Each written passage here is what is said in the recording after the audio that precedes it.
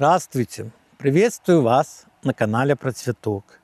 Сегодня мы будем говорить о том, чем занять землю после уборки раннего картофеля, озимого чеснока, репчатого лука под зимние посадки. Надо не допускать, чтобы наши грядки зарастали. Тут есть два варианта.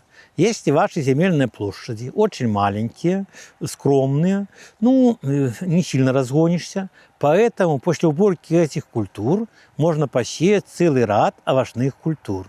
Что подойдет?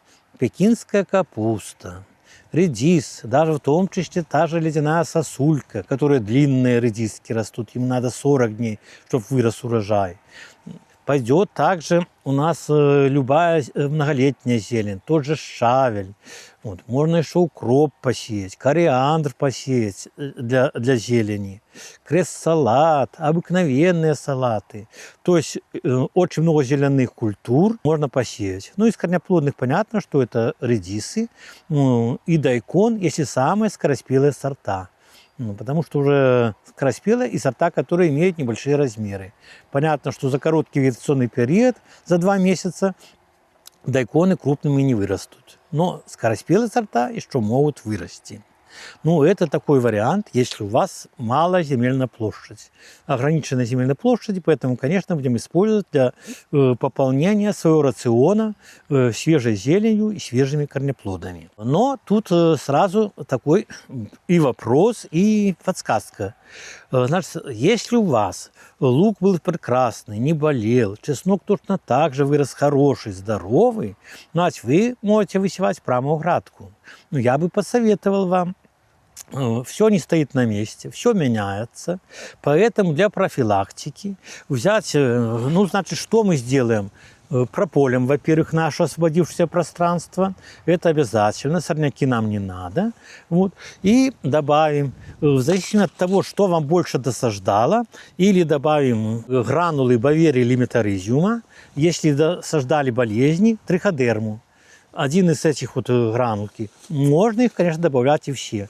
Рассыпаем по поверхности грядки, под перекопку почвы, перекопали. После этого мы смело высеваем любые овощные культуры. Высеем овощные культуры, что это нам даст? Что они уже будут под надежной защитой от болезней и от вредителей. Точно так же многие высевают сидираты. Если до 1 августа выбор сидиратов огромный, можно сеять любые сидираты, то уже с середины августа уже выбор сидиратов гораздо меньше. Почему меньше?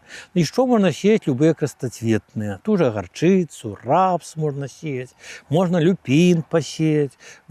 Гречиху. Гречиха чем интересно, опять же замечу, что гречиха достает труднодоступное питание из глубоких слоев почвы и поднимает вверх. То есть почва для последующих культур будет более плодородная, и уже все эти элементы, которые растения не могли усвоить, они вернулись в верхний слой, и они в легко усвояемой форме. Можно еще посеять фацелию в середине августа. Выбор хоть меньше, но еще тоже достаточно широк.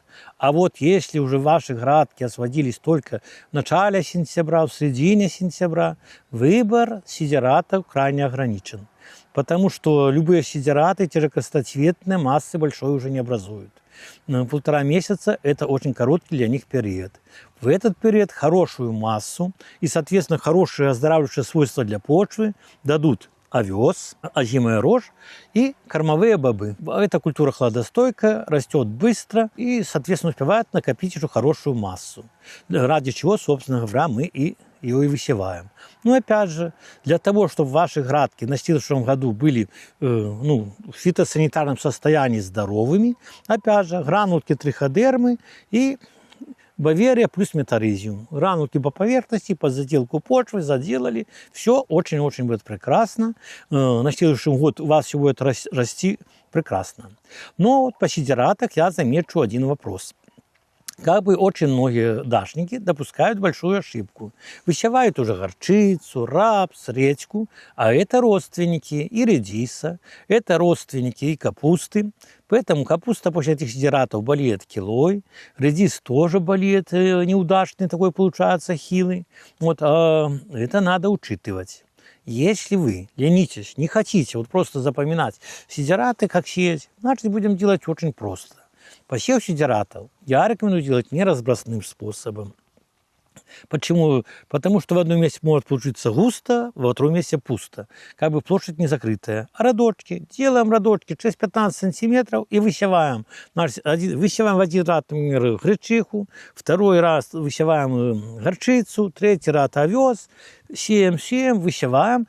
И на следующий год нам нет нужды запоминать, какой сидерат рос на этом месте. Потому что любая культура, значит, не факт, что она пойдет в рад, скорее всего, что не попадет, уже будет расти прекрасно на этом участке.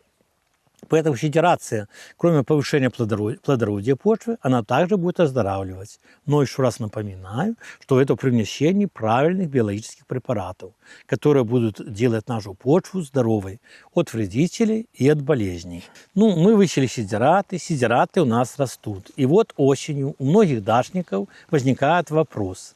Вопрос следующего характера. Надо заделать сидераты в почву, не надо.